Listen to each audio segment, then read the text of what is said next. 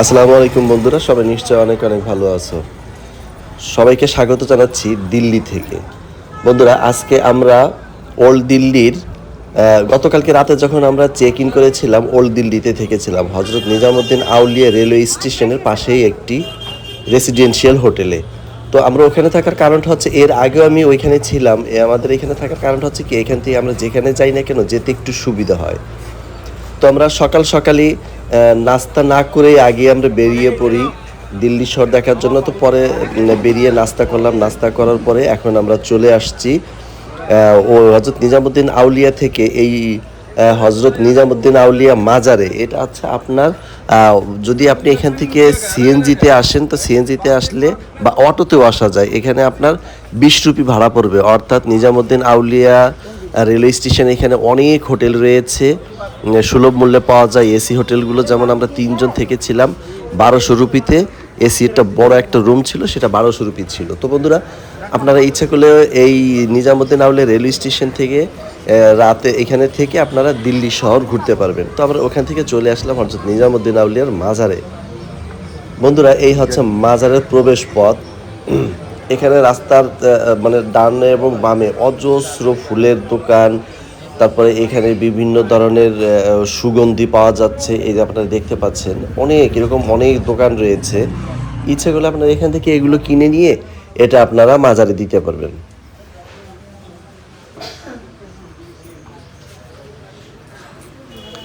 বন্ধুরা, এরকম রাস্তার ডানে বামে অনেক শত শত দোকান রয়েছে, বিভিন্ন রকমের ফুল, তারপরে আপনার সুগন্ধি, আতর, গোলাপ জল, অনেক কিছু।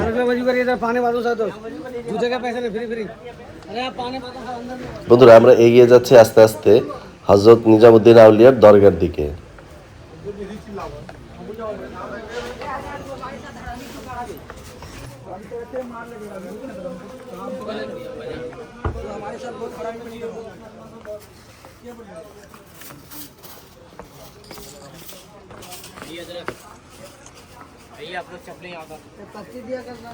বন্ধুরা, মাজারের প্রবেশের 2-3টা রাস্তা রয়েছে। তো মাজারের ভিতরে কিন্তু জুতো নিয়ে প্রবেশ করা যায় না। এখানে অনেক দোকান রয়েছে যেখানে আপনারা 5 রুপির বিনিময়ে জুতো রাখতে পারবেন। আবার অনেক দোকান আছে যেখানে আপনি ফ্রিতে, যদি আপনি ফুল টুল এগুলো কিনেন তখন ফ্রিতে রাখতে পারবেন। ফাইনালি বন্ধুরা, আমরা চলে আসলাম হজরত নিজামুদ্দিন আউলিয়ার দরগাতে। তো এই হচ্ছে দরগার মূল ফটক। এখানে হজরত নিজামুদ্দিন আউলিয়া ছাড়াও ওনার অনেকগুলো সফর সঙ্গীদের কবর রয়েছে।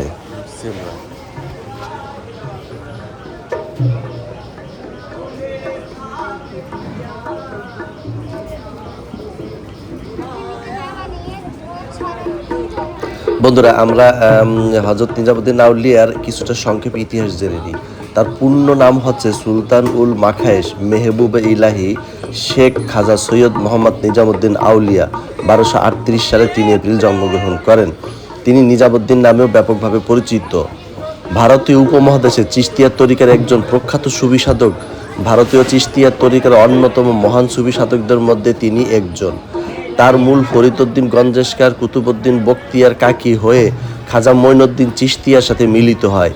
এ অনুযায়ী তারা চিশতিয়া তরিকার মৌলিক আধ্যাত্মিক ধারাবাহিকতা বা সিলসিলা তৈরি করেছেন, যা ভারতীয় উপমহাদেশে ব্যাপকভাবে কিন্তু প্রচলিত আছে।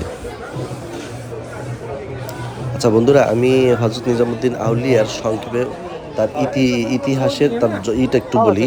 1238 খ্রিস্টাব্দে অর্থাৎ 635 হিজরিতে দিল্লিতে হজরত নিজামুদ্দিন আউলিয়া জন্মগ্রহণ করেন এবং মৃত্যুবরণ করেন 3 এপ্রিল 1325 খ্রিস্টাব্দে। বন্ধুরা, প্রতি বছর হিজরি মাসের 17-18 রবিউল সানি তে নিজামুদ্দিন আউলিয়ার ওরস বা মৃত্যুবার্ষিকী পালন করা হয় নিজামুদ্দিন আউলিয়ার এই দরগাতে। বন্ধুরা, এই দেখতে পাচ্ছেন আপনারা, এখন এটা হচ্ছে নিজামুদ্দিন আউলিয়ার দরগা শরীফ, যেখানে আমরা এখন প্রবেশ করতে যাচ্ছি। বন্ধুরা, এটি আমার এই নিজামুদ্দিন আউলিয়ার দরগার এর আগে আমি একবার এসেছি। এটা হচ্ছে আমার দ্বিতীয়বার আসাটা, কারণ আমার কাছে খুব ভালো লেগেছে জায়গাটা এবং ইতিহাস, ঐতিহ্য, সংস্কৃতি, এখানে অনেক ইতিহাস ঐতিহ্য রয়েছে। আর এটা জানার জন্যই মূলত বারবার যাওয়া। এই হচ্ছে হজরত নিজামুদ্দিন আউলিয়ার দরগা।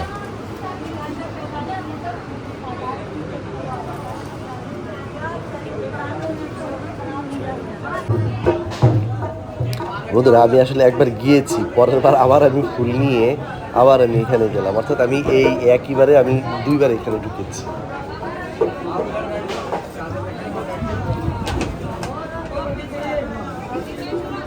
বন্ধুরা এখান থেকে আমরা বের হয়ে এখন চলে যাব দিল্লির জামা মসজিদে, অর্থাৎ বা দিল্লির সবচেয়ে বড় যে মসজিদটা জামা মসজিদে, সেখানে দেখবো এবং আপনাদেরকে দেখাবো।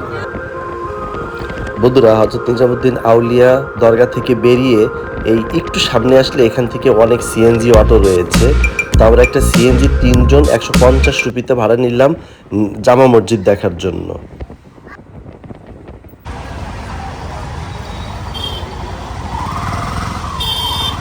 চলে আসছি দিল্লির ঐতিহ্যবাহী জামা মসজিদে। আমরা এখন এই গেট দিয়ে প্রবেশ করবো আর ওইখান দিয়ে বের হব।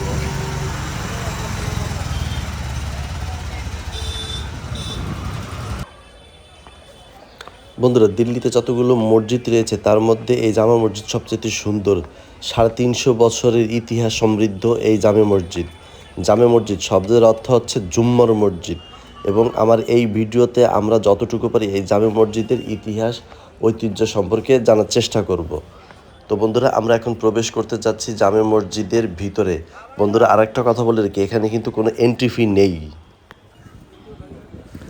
মুঘল সম্রাট শাহজাহান 1644 থেকে 1656 সালের মধ্যে মুঘল রাজধানী শাহজাহানাবাদে এই মসজিদটি তৈরি করেন এবং মসজিদটির প্রথম ইমাম সৈয়দ আব্দুল গফর শাহ বকরি মসজিদটির উদ্বোধন করেন। 1857 সালে মুঘল সাম্রাজ্যের পতন পর্যন্ত এটি ছিল সাম্রাজ্যের প্রধান মসজিদ। মসজিদটি ভারতের ইসলামিক শক্তি এবং উপনিবেশিক শাসনের প্রবেশের প্রতীক হিসেবে বিবেচিত ছিল। ব্রিটিশ শাসনের কিছু গুরুত্বপূর্ণ সময়ে এটি রাজনৈতিকভাবেও গুরুত্বপূর্ণ ছিল। এটি কখনো চালু আছে এবং দিল্লির সবচেয়ে গুরুত্বপূর্ণ স্থানগুলোর মধ্যে একটি, যার পরিচিতি পুরান দিল্লির সাথে মিশে আছে। আরেকটি ইনফরমেশন দিচ্ছি বন্ধুরা, মসজিদটির নকশা করেন স্থপতি ওস্তাদ খলিল এবং নির্মাণে প্রায় 5000 শ্রমিক কাজ করেন। এই নির্মাণে তুর্কি, আরব, ফারস্য এবং ইউরোপ সহ বিভিন্ন দেশের মানুষ কাজ করেন।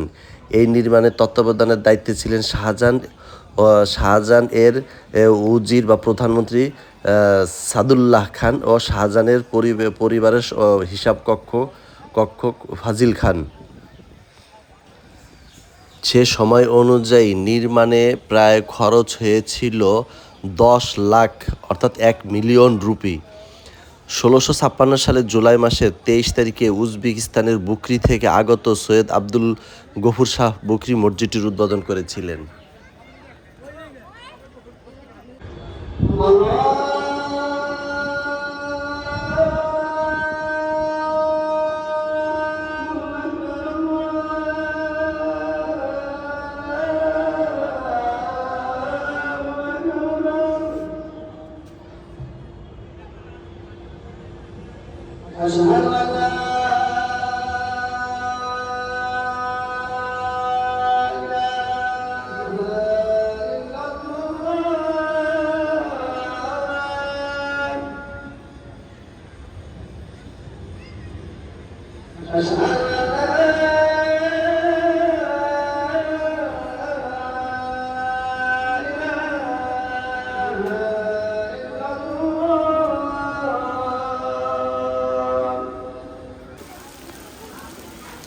বন্ধুরা আজকে শুক্রবার ছিল, তো পবিত্র জুম্মর নামাজ আদায়ের উদ্দেশ্যে আমরা এখানে আসলাম।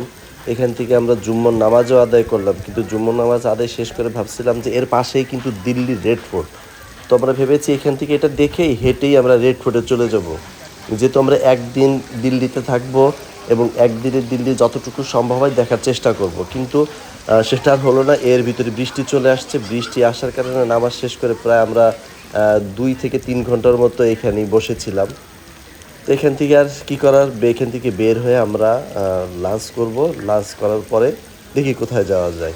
তবে বৃষ্টিটা এখানে থেকেও বিরক্তিকর থাকলেও বৃষ্টিটা আমরা খুব উপভোগ করেছিলাম, খুব ভালো লেগেছে।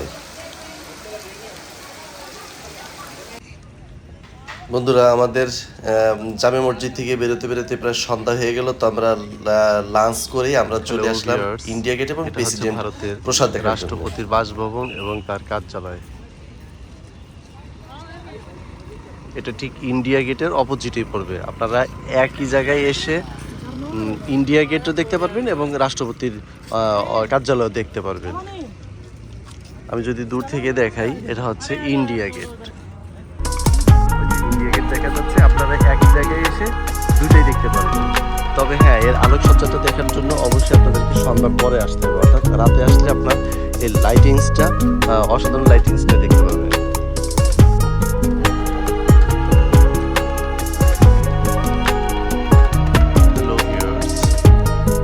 এটা হচ্ছে ভারতের রাষ্ট্রপতির কার্যালয় এবং তার বাসভবন।